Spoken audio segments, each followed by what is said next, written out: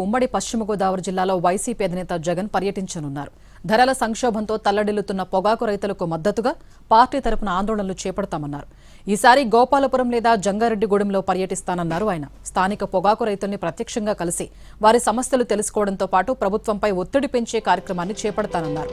ఈ పర్యటన తర్వాత కూడా ప్రభుత్వం స్పందించకపోతే ఆ తర్వాత కందుకూరులో పర్యటిస్తానన్నారు మాజీ సీఎం జగన్. పొగాకు రైతుల సమస్యల్ని రాష్ట్ర వ్యాప్తంగా ప్రజల దృష్టికి తీసుకెళ్లి ప్రభుత్వం స్పందించే వరకు పోరాటాన్ని కొనసాగిస్తామన్నారు.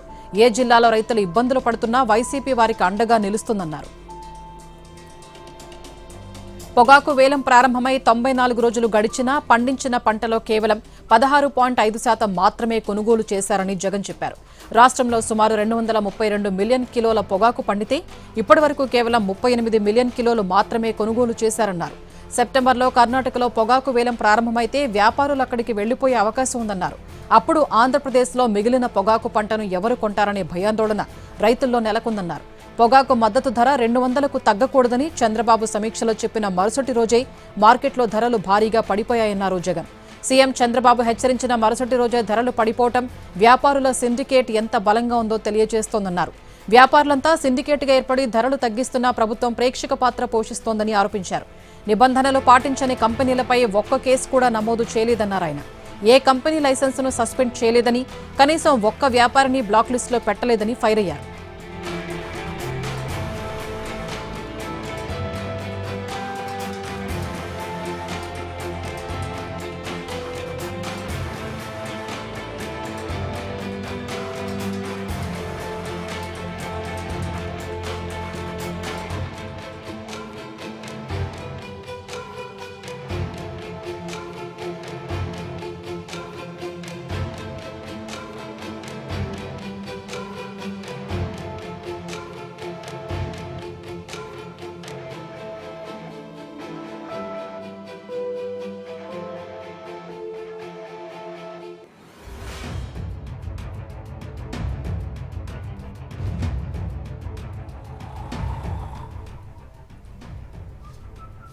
పొగాకు రైతులకు అండగా నిలిచేందుకు త్వరలో ఉమ్మడి పశ్చిమ గోదావరి జిల్లాలో వైసీపీ అధినేత జగన్ పర్యటించనున్నారు.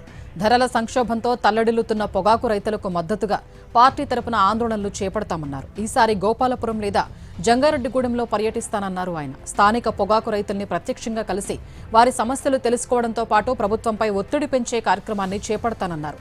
ఈ పర్యటన తర్వాత కూడా ప్రభుత్వం స్పందించకపోతే ఆ తర్వాత కందుకూరులో పర్యటిస్తానన్నారు మాజీ సీఎం జగన్. పొగాకు రైతుల సమస్యల్ని రాష్ట్ర వ్యాప్తంగా ప్రజల దృష్టికి తీసుకెళ్లి ప్రభుత్వం స్పందించే వరకు పోరాటాన్ని కొనసాగిస్తామన్నారు. ఏ జిల్లాలో రైతులు ఇబ్బందులు పడుతున్నా వైసీపీ వారికి అండగా నిలుస్తుందన్నారు.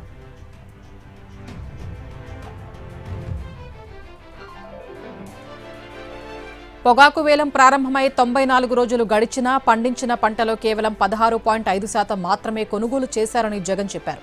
రాష్ట్రంలో సుమారు 232 మిలియన్ కిలోల పొగాకు పండితే ఇప్పటివరకు కేవలం 38 మిలియన్ కిలోలు మాత్రమే కొనుగోలు చేశారన్నారు. సెప్టెంబర్లో కర్ణాటకలో పొగాకు వేలం ప్రారంభమైతే వ్యాపారులు అక్కడికి వెళ్లిపోయే అవకాశం ఉందన్నారు. ఇప్పుడు ఆంధ్రప్రదేశ్లో మిగిలిన పొగాకు పంటను ఎవరు కొంటారనే భయాందోళన రైతుల్లో నెలకొందన్నారు. పొగాకు మద్దతు ధర 200కు తగ్గకూడదని చంద్రబాబు సమీక్షలో చెప్పిన మరుసటి రోజే మార్కెట్లో ధరలు భారీగా పడిపోయాయన్నారు జగన్.